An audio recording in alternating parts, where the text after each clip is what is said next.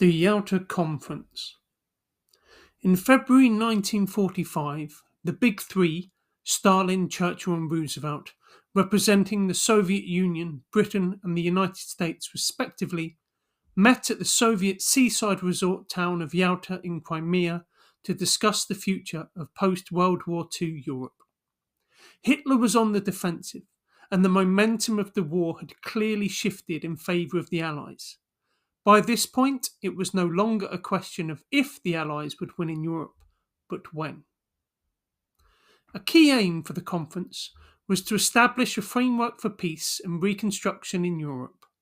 However, the leaders had different views on how this should happen. Churchill had been warning about the dangers of Soviet communism for over 20 years, and the Allies had only set aside their differences to focus on defeating Hitler and Nazi Germany. The distrust between Stalin and Churchill would soon return. Stalin came to the discussions at Yalta from a position of strength. The Red Army was only 40 miles from Berlin, and Stalin's Red Army had control of much of Eastern Europe, including Poland, Romania, and Bulgaria. For Stalin, it was essential that the Soviet Union should have a sphere of influence over Eastern and Central Europe as a way to protect Soviet national security. Stalin felt that he was in a position to dictate terms. If Churchill and Roosevelt disagreed with Stalin's plans for Eastern Europe, then they might have to go to war to get their way, a scenario neither wanted.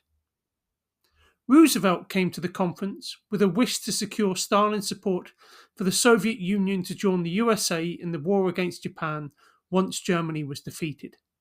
He also wanted the Soviet Union to join and work with the United Nations, which was to replace the failed League of Nations. Churchill wanted free elections and democratic governments in Central and Eastern Europe. He saw the Soviet Union as a threat to democracy and wanted to stop it from becoming too powerful.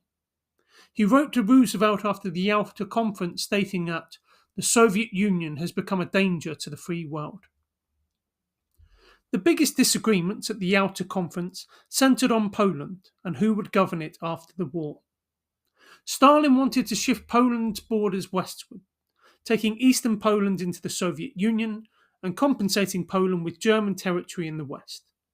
He supported the Lublin Committee, a pro-Soviet provisional government already operating in Poland.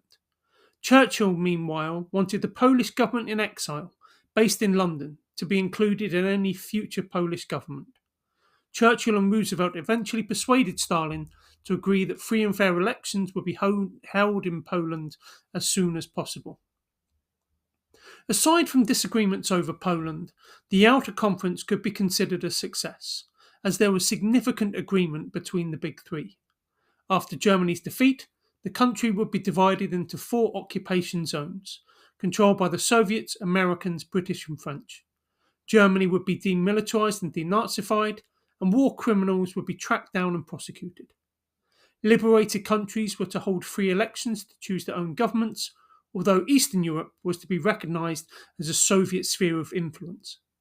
The Soviet Union, the United States, and Britain also agreed to join the newly formed United Nations, and Stalin pledged that the USSR would enter the war against Japan shortly after Germany's surrender.